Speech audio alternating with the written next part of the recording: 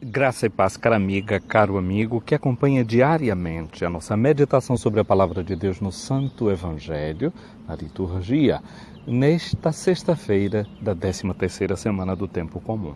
Estamos acompanhando estes dias o Evangelho de Mateus.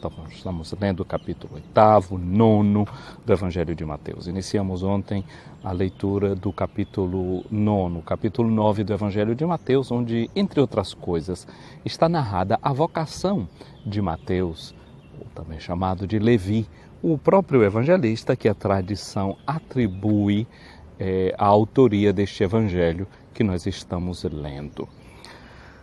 Ontem nós víamos como Jesus viu em sua cidade, nós dissemos que a cidade é de Cafarnaum e que dizíamos que teologicamente é todo lugar onde está também um cristão, porque Jesus é o Emanuel, é o Deus que caminha conosco, e onde nós estamos, ali também Ele está, porque Ele diz, onde 2 ou 3 estão reunidos em meu nome, ali eu estarei. Então, onde está um cristão, aquele é lugar também onde Cristo está, onde Cristo se faz presente.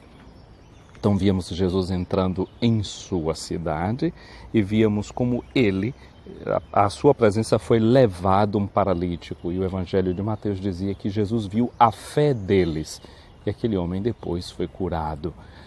Uma nota aqui para nós lembrarmos é isso. A fé dos que levaram o paralítico intervém num modo que Jesus, vendo a fé deles, cura o paralítico. Isso me faz pensar muito na força que a oração de cada um de nós pode ter. A força da intercessão nossa em favor dos outros. Como nós podemos também interferir para o bem dos outros. Deus, vendo a nossa fé, que se move em favor de um irmão, ou seja, o próprio amor colocado em movimento, como isso dispõe o coração de cada um de nós para receber esses dons que o próprio Deus oferece. E aquele homem que vence aquela paralisia. De todos os modos, ali nós contemplávamos um homem que estava parado. O Evangelho de hoje, no capítulo 9, versículos de 9 a 13, fala que Jesus partiu dali, então partiu da sua cidade, e Jesus, ou daquele lugar onde ele estava, e se deu a cura daquele paralítico, melhor dizendo. Jesus, então, partindo dali, viu um homem chamado Mateus. Mateus significa dom de Deus. Então, cada ser humano é exatamente isso, é um dom de Deus para a vida do mundo, para o enriquecimento do mundo. Jesus viu. Assim como ontem ele tinha visto a fé no coração daqueles que tinham transportado aquele homem paralítico, ele agora vê Mateus sentado na coletoria de impostos. Ora, o paralítico era alguém que estava paralisado, estava paralítico. Agora nós encontramos Mateus, que não está de forma diferente. O paralítico estava ali distendido no seu leito, na sua cama, imobilizado. Agora nós encontramos Mateus, que está sentado também na coletoria de impostos. É alguém que está imóvel, é alguém que está parado, recebendo os impostos de quem lhe vai pagar. Jesus, olhando para Mateus, vendo Mateus, diz para ele: segue-me. Ele se levantou e seguiu Jesus. Assim como aquele paralítico de ontem também se levantou, Mateus agora se levanta. Muito interessante esse verbo, anastas, que está presente no Evangelho de Mateus na língua grega, porque é o verbo que nos faz pensar na palavra anastasis, que significa ressurreição. Levantar-se, biblicamente falando, nos faz pensar nisto, na ressurreição. Mateus, que estava ali paralisado na sua banca de impostos, ele como que ressuscita, ele se levanta. Jesus suscita nele novas energias, novo ímpeto. Mas é interessante notar também o seguinte, ele está na sua banca de impostos.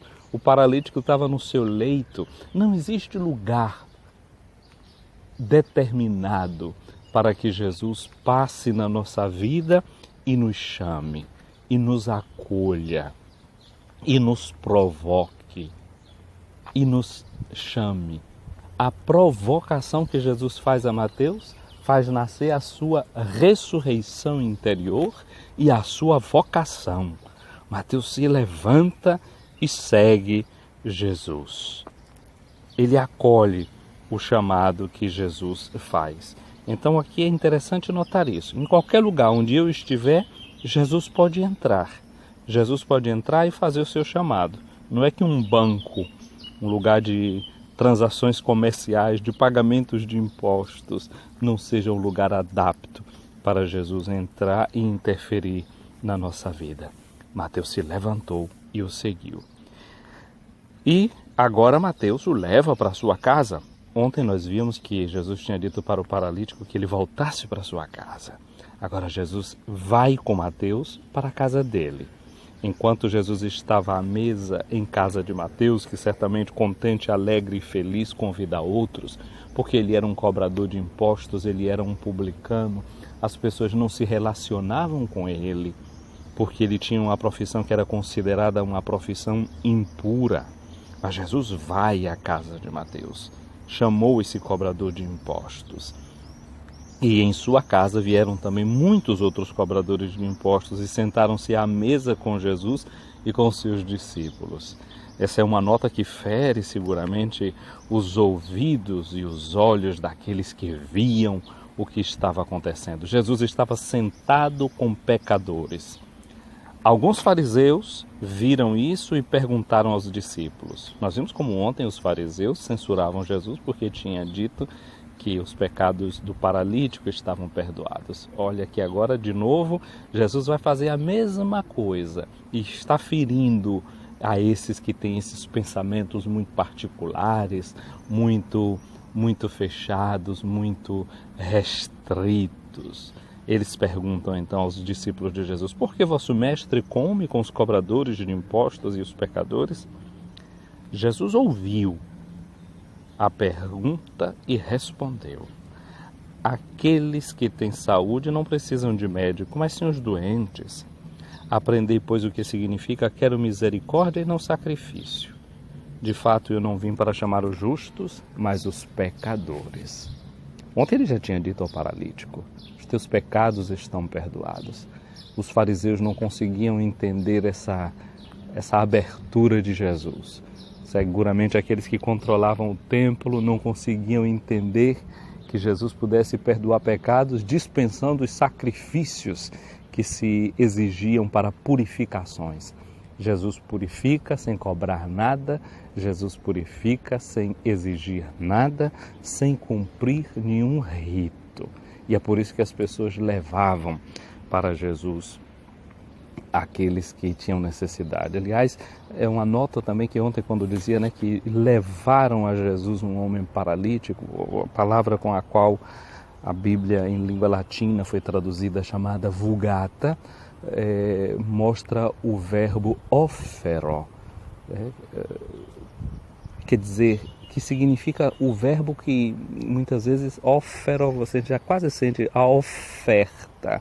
É o verbo quase que nos leva para ver essa questão do rito que se cumpre. Levaram aquele paralítico quase como que numa atitude de que a oferta que faziam era já o próprio paralítico a quem Jesus purifica, dizendo: os teus pecados estão perdoados. Jesus não tinha necessidade que fosse ofertado nenhum animal em sacrifício no templo para que aquele homem recebesse o perdão de suas culpas. Bastava aquela fé que ele via presente no coração daquelas pessoas que ali estavam com ele. Minha amiga, meu amigo, Jesus é esse que vem e instaura um novo tipo de relação do ser humano com Deus. Essa atitude de Jesus é provocatória. É uma provocação. No Evangelho de hoje nós vemos a vocação de Mateus e a provocação que Jesus faz a todo um sistema religioso que não compreende essa liberdade que o Filho de Deus vem trazer, instaurando uma relação com Deus baseada na misericórdia e não nos sacrifícios, baseada na chamada dos pecadores e não dos justos. Um dia abençoado para você, meu irmão, um dia abençoado para você, minha irmã. um dia no qual nós possamos nos encontrar com a misericórdia de Deus, um dia no qual nós possamos nos deixar provocar pela misericórdia de Deus. Assim como Jesus passou e viu Mateus naquela banca de impostos, ele vai passar hoje pela minha e pela sua vida e vai chamar você, e vai despertar você, e vai dizer para você: levante-se dessa paralisia, daquilo que está deixando você fixado, quem sabe em pensamentos que eram como aqueles que estavam rondando o coração daquelas pessoas que via Jesus sentado com os cobradores de impostos, que eram pensamentos de condenação. Você tem pensamentos de condenação no seu coração? A que é que você está se condenando? Há pessoas que podem estar se condenando à morte porque não consegue olhar-se com olhos de misericórdia. O nosso Deus olha para você com misericórdia, olha para você com interesse e vê a dignidade que você tem. Você não é um lixo humano, você não é uma pessoa desprezível, você é uma pessoa que Deus ama. Mesmo que você esteja doente, interiormente falando, o nosso Deus, em Jesus, é o Deus que veio para você. Ele quer te tomar pela mão e quer te chamar à sua intimidade. Vem e segue-me. Aceita o convite de Jesus. Saia do lugar onde você está e se ponha a caminho com Ele. Não mude os planos do seu coração. Não deixe de ver a importância que você tem. Reconheça-se uma pessoa amada e querida por Deus. Um dia abençoado para você, meu irmão, para você, minha irmã.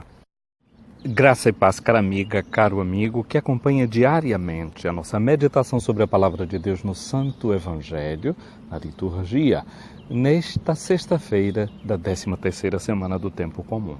Estamos acompanhando estes dias o Evangelho de Mateus. Estamos lendo o capítulo 8º, 9º do Evangelho de Mateus.